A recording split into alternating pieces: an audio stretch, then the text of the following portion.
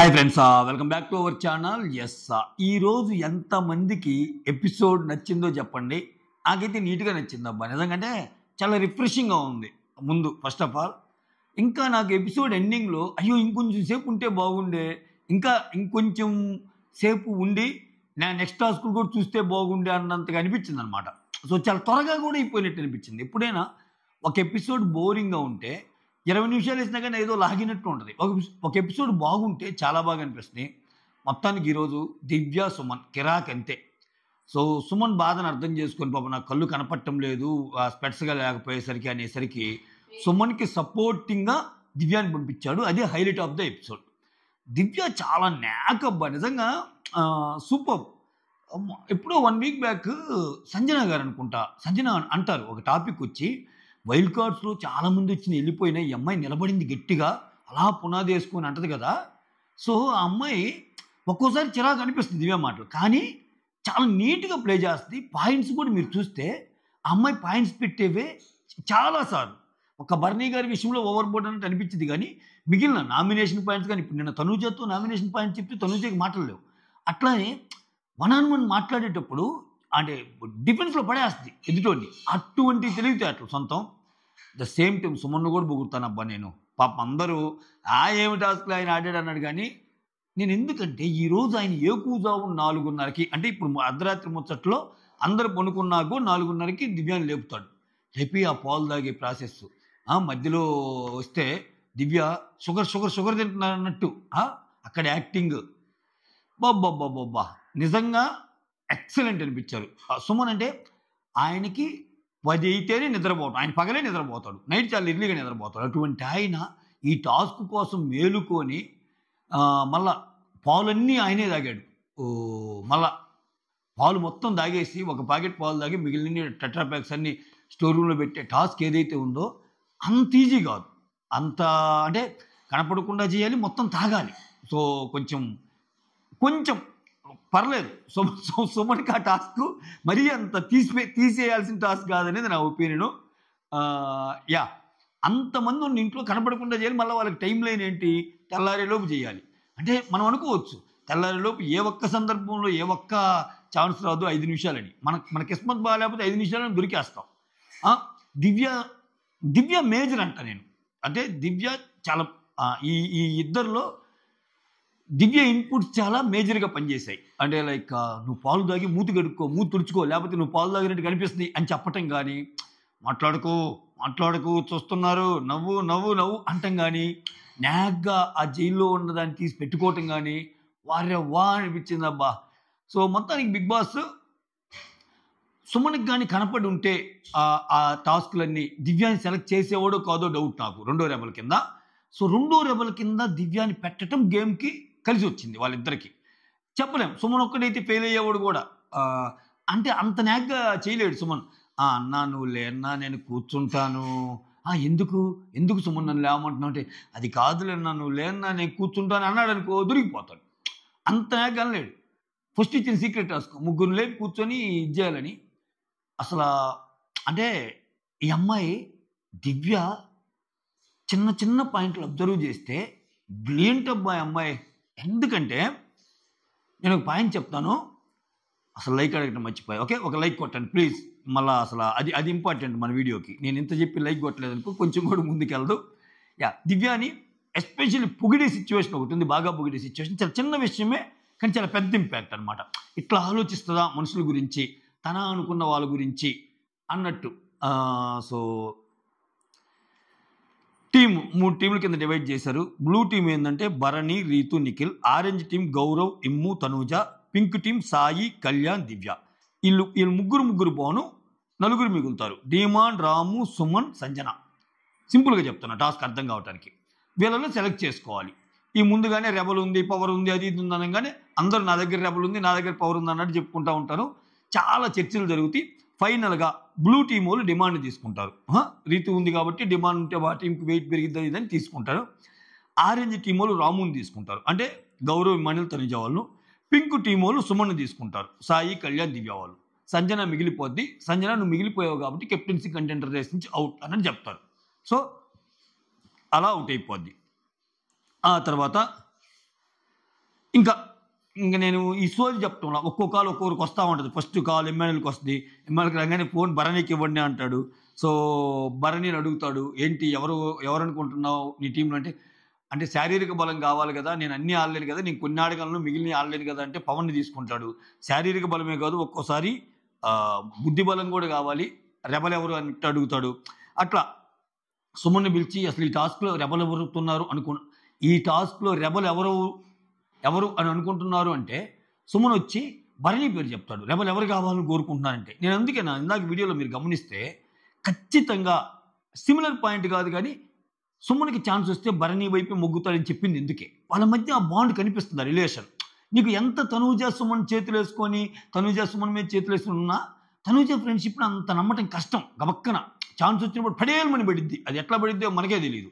So whereas వీళ్ళిద్దరిది కొంచెం న్యాచురల్‌గా ఉంది. ప్లస్ నమ్మే విధంగా ఉంది. అందుకే చూడండి ఇక్కడికి వచ్చి అనంగానే ఫస్ట్ ఆయన ఆలోచించకుండా భరణి అయితే బాగుంటుంది రెబెల్‌గా అన్నాడు. లేదు నువ్వే రెబెలు అని చెప్తాడు.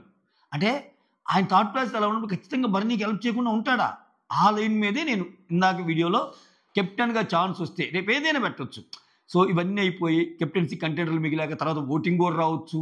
ఆ ఓటింగ్‌లో కీలకం కావచ్చు. ఎట్లయినా కావచ్చు. కానీ Suman love towards Bharani genuine అని చెప్పడం నా ఉద్దేశం అనమాట. అది వాళ్ళిద్దరి మధ్య బాండ్. ఓకే.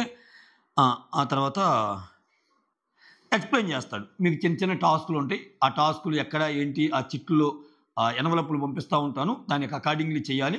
ఒకవేళ టాస్క్‌లో పట్టుబడితే నువ్వు కంటెండర్ నుంచి వెళ్ళిపోతావు. ఓకే గో హెడ్ అన్నట్టంటే ఇంక అక్కడి నుంచి స్టార్ట్ చేస్తాడు సుమన్ అసలు యాక్షన్. అసలు డౌట్ రాకుండా ఎవరికి. ఒక పక్క సాయి ఏమో అలా పునుకొని మాట్లాడుతుంటే భరణి వైపు ఏలు చూపు అట్లా ఏలు చూపు డిస్ట్రాక్ట్ చేస్తూ ఉంటాడు బిగ్ బాస్ చేసి. సో ఎవరు రెబెల్ అనుకుంటున్నావు అంటే ఏమో బిగ్ బాస్ అంటే కాలమే సమాధానం చెప్తుంది అన్నట్టు అంటాడు. ఆ తర్వాత ఇట్లా ఇక్కడ ఒక ఇది జరిగింది సుమన్‌కి భరణికి మధ్య. దీనికంటే ముందు ఒక పాయింట్ జరిగింది. ఏంటంటే ఇప్పుడు రాయటం మర్చిపోయాను. సుమన్ భరణి కూర్చున్నప్పుడు ఒక ఇంపార్టెంట్ డిస్కషన్ ఏంటంటే తనూజ గురించి మాట్లాడతా దాంట్లో దివ్యాని కూడా తెస్తారు. తనూజ మేజర్ అనమాట. ఎందుకంటే నిఖిల్ దిగినా కానీ దివ్యకి అది హెల్ప్ అయ్యే పాయింట్. కాబట్టి దివ్య నామినేట్ చేయలేదు నిఖిల్ని. కానీ ఇక్కడ వీళ్ళు అనుకున్న పాయింట్ ఏంటంటే నేను ఎక్కలేదు అని నన్ను నామినేట్ చేసింది కదా, సేఫ్ ఆడిందని తనూజ. సో నిఖిల్ ఎక్కి దిగాడు కదా, నిఖిల్ కూడా ఎక్కలేదు కదా, అక్కడ ఛాన్స్ ఉంటే నిఖిల్ని కూడా చేయొచ్చు కదా అన్నట్టు అంటాడు. సో అర్థమవుతుంది నాకు గేమ్ ఏంటంటే సుమన్ కూడా అవును కరెక్టే నిఖిల్ని చేయొచ్చు కదా అన్నట్టు అంటాడు. కరెక్టే కదా ఆయన అన్నమాట లాజిక్కే కదా, ఇప్పుడు అర్థమవుతుంది నాకు అన్నట్టు అంటాడు. సో ఒకటి మాత్రం చెప్తాను, తనూజ దివ్యాల్లో భరణి వైపు ఎన్ని తిట్టుకున్నా ఎన్ని అరుచుకున్నా అవసరం వచ్చినప్పుడు నిలబడాలన్నా అవసరం వచ్చినప్పుడు ఆయనకి ఏదైనా హెల్ప్ చేయాలన్నా దివ్యానే ఎక్కువ ఉంటుంది, ఎక్కువ బాగా. నిన్న నామినేట్ చేయడానికి రీజన్ ఏంటంటే దివ్య ఇనీషియల్గా చూసినప్పుడు కొంచెం కోపం వచ్చినా ఆయన ఆ అమ్మాయి వైపు రాల, ఆ అమ్మాయి ఆయన వైపు ఆడి కూడా ఆ పాయింట్ ఖచ్చితంగా ఇంకా జెన్యూన్ పాయింటే అయింది, సేఫ్గా అన్నట్టు అనిపిస్తుంది కాబట్టి. సో ఈ ఒక్క డిస్కషన్ మాత్రం ఇంపార్టెంట్ డిస్కషన్ అనిపించింది. దీనికంటే ముందు ఈ గేమ్ కంటే ముందు మళ్ళా గేమ్ కంటిన్యూ చేద్దాం, ఓకేనా?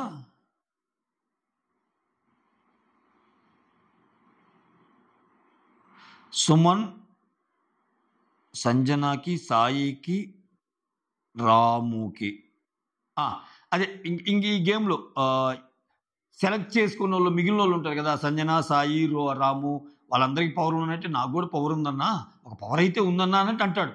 చెప్పకుండా ఒక పవర్ అయితే ఉందన్నా అన్నట్టు చెప్తాడు. ఇక్కడ మధ్యలో ఆయన షర్ట్ మీద ఆర్ అని కూడా రాస్తాడు, నువ్వు రెబలా అని అడిగినట్టు సంథింగ్ ఏదో. ఆ తర్వాత మీ వైఫ్ పేరు ఏం పేరంటే రమాదేవి అంటే ఆర్ అని స్టార్ట్ అయినట్టు అక్కడ అది కొంచెం అంటే లైవ్లో ఇంకా మోర్ క్లారిటీ వస్తుందేమో. ఆల్రెడీ ఎపిసోడ్ జరిగేటప్పుడు లైవ్ చూసిన వాళ్ళు ఎవరు ఉంటే కమెంట్ చేయండి. భరణి అయితే ఆర్ అనే లెటర్ రాస్తాడు, అంటే నువ్వే రెబల్వా అని అడిగినట్ట లేకపోతే ఆర్ అని ఇంకోటి చెప్పినట్ట ఇంకోటి అట్లా. సరే అది పక్కన పెడదాం. ఆ తర్వాత నెక్స్ట్ దివ్యాకి కాల్ వస్తుంది. దివ్యాకి కాల్ వచ్చి నువ్వు అసలు ఎవరు అనుకుంటున్నావు రెబలు అంటే ఇక్కడ సాయి సుమన్ భరణి రెబల్ అనుకుంటున్నాను అంటే, కానీ వీళ్ళు ముగ్గురులో ఒకరిని చెప్పాల్సి వస్తే నేను సాయి అనుకుంటున్నానంటే లేదు రెబల్ సుమన్ అన్నట్టు అంటది. కానీ అంతటితో అయిపోవాలా, రెండో రెబల్ నువ్వు కూడా అన్నట్టు చెప్తాడు. చెప్పాక ఇక్కడ సుమన్ దగ్గర స్లిప్స్ ఉన్నాయి, అవి మీ ఇద్దరు కలిసి మాట్లాడుకొని మేజర్ టాస్కులు కానీ కంప్లీట్ చేస్తే మీ ఇద్దరు కంటెండర్స్ అవుతారు అన్నట్టు చెప్పాడు. ఓకేనా, అది కంటెండర్స్ అవుతారని చెప్తాడు. ఆ ఎనవలిప్లో ఉన్నాయన్నట్టు చెప్తాడు. ఇక్కడ సుమన్ దగ్గరికి వెళ్ళి చెప్పిద్ది, నువ్వు కంటెండర్, నువ్వు నాకు రెబల్ అని తెలుసు, సో ఇక్కడ నేను కూడా రెబల్నే అని. అంటే నిజమా, ఏం లేదుగా దీంట్లో అన్నట్టు చూస్తాడు. అమ్మ మీద అంటే అప్పుడు నమ్ముతాడనమాట. అమ్మా సుమన్ మామూలుగా లేడు స్వామి, సుమన్ నమ్మటంలా. అప్పుడు నమ్మాక ఇక్కడ మనకి ఎన్వలప్లో ఉన్నాయి, నీకేమేమి వచ్చినాయో చూసుకొని చేద్దామని. ఎందుకంటే ఆయన కనపడటంలో, ఆయనకి స్పెట్స్ లేకపోతే కనపడదంట. అందుకని ఖచ్చితంగా సపోర్టింగ్ రెబల్ కింద ఏమని పంపాడు, అది అంది వచ్చిన అవకాశం. అంది వచ్చిన అవకాశం అంటే వేరే వాళ్ళని తీసుకోవచ్చుగా. అక్కడ దివ్యాని ఎందుకు తీసుకున్నా అంటే కొంచెం ఈ అమ్మాయి ఇటువంటి విషయాల్లో న్యాక్గా ఉండి ఆ టాస్క్ను కంప్లీట్ చేయగలదు, ఆ నేర్పరితనం అయితే ఉంది దివ్య దగ్గర. సో ఇక్కడ ఫస్ట్ ఇచ్చిన టాస్క్ ఏంటంటే ముగ్గురిని వాళ్ళు ఉన్న ప్లేస్ నుంచి లేపి ఆ ప్లేస్లో నువ్వు కూర్చోవాలని. ఇంకక్కడ బర్నీ గారిని పిలిచింది, లేండి లేండి నేను కూర్చోవాలేనంటే, నువ్వే పిలిచావు నువ్వు కూర్చోంటుంటే ఏం చేద్దాం నువ్వు అసలు, ఏందో ఆ ఎక్స్ప్రెషన్స్ ఏంటో, ఆర్ట్ సినిమాలో లాగా ఎక్స్ప్రెషన్ పెడుతున్నా, ఆర్ట్ సినిమాలోకి ఎక్స్ప్రెషనా అన్నట్టు అంటది. ఆ పక్కన ఉన్న కళ్యాణ్ చిరాకు వేస్తుందిరా నువ్వు గోళ్ళే అన్నట్టు అక్కడ లేపి ఆయన కూర్చుంటుంది. ఆ తర్వాత భరణి, కళ్యాణ్ తర్వాత గౌరవ్ని అట్నాన్ని లేపి కూర్చోబెడుతుంది, రీతుని లేపి కూర్చుంటుంది. ఇట్లా నలుగురిని లేపింది కదా. ఇక్కడే నేను రీతు గురించి చెప్పాలనుకుంది.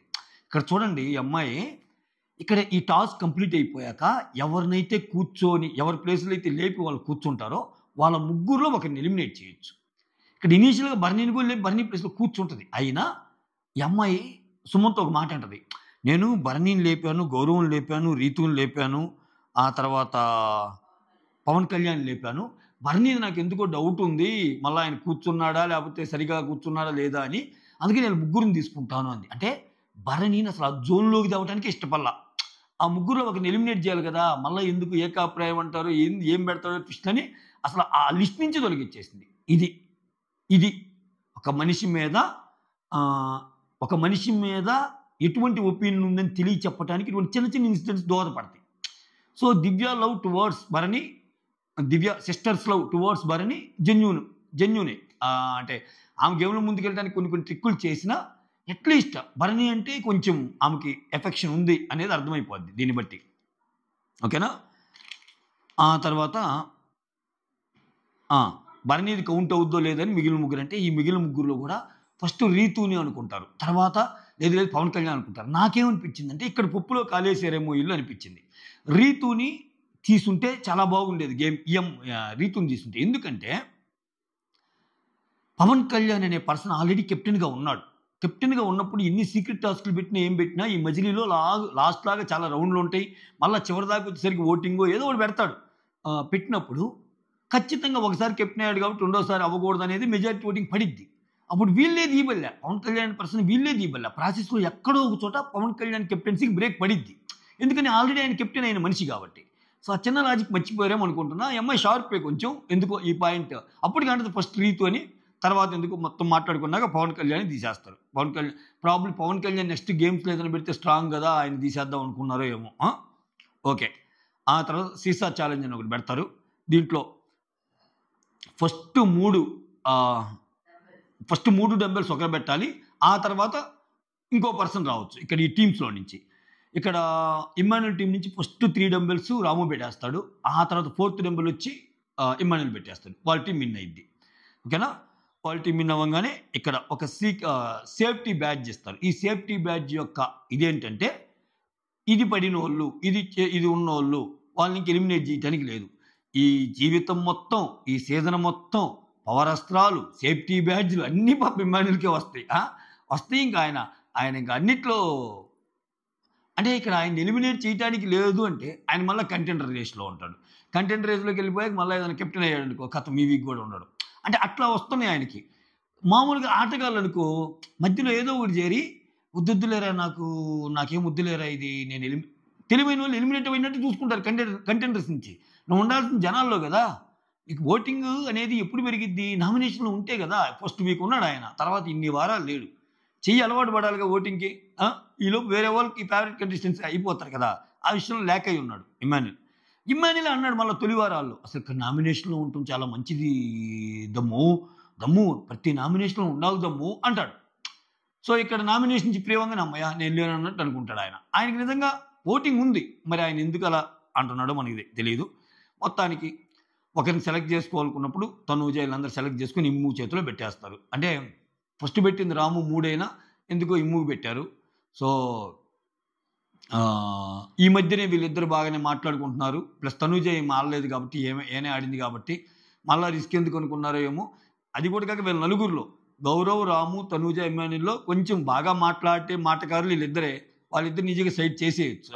సో మొత్తానికి సేఫ్టీ బ్యాచ్ వచ్చింది. సో అంటే రెబల్ ఇంకా వీళ్ళ టీం నుంచి ఇమ్మాన్యుల్ని ఎలిమినేట్ చేయడానికి వీలు లేదు. సో సీక్రెట్ టాస్క్ ఆడినందున సుమను అండ్ దివ్యాలు అంటే ఈ రోజు వరకు, రేపు ఏమన్నా వాళ్ళు కొన్ని టాస్క్లో ఫెయిల్ అయ్యి వాళ్ళని ఏమైనా తీసేస్తే చెప్పలేం. సో అట్లీస్ట్ వీళ్ళిద్దరిలో ఒకరు వెళ్తారా ఇద్దరు వెళ్తారా ముందుకు చూడాలి. ఇట్లా 3-4 అవుతారు. వీళ్ళల్లో మళ్ళీ ఓటింగ్ పెడతాడేమో అనిపిస్తుంది. ఇది మ్యాటర్. ఓకేనా. సో ఆ సేఫ్టీ కార్డ్ ఇమ్ముకి వస్తే ఆ తర్వాత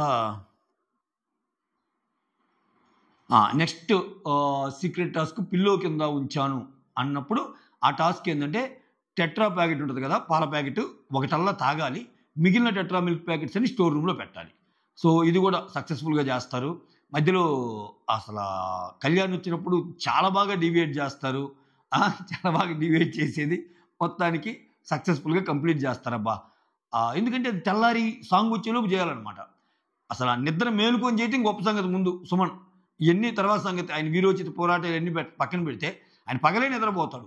నైట్ ఈ టాస్క్ కోసం నిద్రపోకుండా మధ్య మధ్యలో వచ్చి దివ్య లేపటం, మధ్యలో 4:30కి పాలు తాగి రాని ఆమెను లేపటం, ఇదంతా కొంచెం బాగానే కష్టపడ్డారు. మొత్తానికి సూపర్ అనిపించింది. దీంట్లో భాగంగా ఒక చిన్న గొడవ అయింది. ఆ గొడవలో మాత్రం నాకు కళ్యాణ్ అసలు తప్పే లేదనిపించింది. అబ్బా రీతువే తప్పంది. ఇప్పుడు ఏంటి, వీళ్ళిద్దరు చేసిన పనికి ఒక పనిష్మెంట్ ఇచ్చారు. ఏంటి, మీ ఇద్దరు మాట్లాడుకోకూడదు అన్నట్టు. ఒక వీక్ వాళ్ళు మామూలుగా మాట్లాడుకుంటున్నారు కిచెన్ టైంలో. కిచెన్ అంటే మాట్లాడుకోవచ్చు. విడి టైంలో కూడా పక్క పక్కనే కూర్చొని తినిపించుకోవటాలు ఉన్నప్పుడు దివ్య ఒక పాయింట్ అంటది, ఒరే ఇటువంటి వీడియోలు వేసి బీయింగ్ కెప్టెన్ నువ్వేం చేస్తున్నావురా అంటే నేనేం చెయ్యాలి, which is very very valid point. వాళ్ళు కార్నర్ చేయాలనుకుంటే ఏముంది బిగ్ బాస్ వాళ్ళు, నువ్వేం చేస్తున్నావు దివ్య, వాళ్ళిద్దరిని దూరం ఉండమంటే నువ్వేం చేస్తున్నావు అది ఇదంటే, లేదు సార్ మాట్లాడుకోలేదు కదా సార్, ఓన్లీ తినిపించుకుంటున్నారు కదా సార్ అని అనలేదు కదా. ఆ మాట చెప్తే ఏంటి అసలు ఇదేమన్నా పెద్ద తప్ప అది ఇదని చెప్పి అక్కడి నుంచి లేస్తుంది. అక్కడి నుంచి లేచి వెళ్ళిపోద్ది. వెళ్ళిపోయాక ఇదే మాట పవన్ కళ్యాణ్ చెప్తాడు, అరే మీకు అక్కడ ఇచ్చింది టాస్క్ కాదురా, మీకు అక్కడ ఇచ్చింది పనిష్మెంట్ రా, మీరు అక్కడ మాట్లాడకూడదు అంటే దూరంగా ఉండమని. ఇప్పుడు మీ ఇద్దరు మాట్లాడుకోకూడదు అంటే మీనింగ్ దూరంగా ఉండమని, అంతేగాని మాట్లాడుకోకూడదు అని చెప్పి పక్క పక్కన ఉంటాము తినిపించుకుంటాము మాట్లాడుకోకుండానే మేము సైకిల్ చేసుకుంటాం ఇది కాదు కదరా అన్నట్టు మంచిగా చెప్తాడు. అది చాలా మంచి సజెషన్లాగా చెప్తాడు కళ్యాణ్ అసలు తప్పే అనిపించాలి నాకు. ఇక్కడ ఏమైందో హైపర్ అయిపోయింది, I don't want to talk to you please, నేను ఎమోషన్లో ఉన్నాను, అది ఇది ఏం మాట్లాడితే తప్పేంటి, అది ఇది అని లేచింది ఏమా.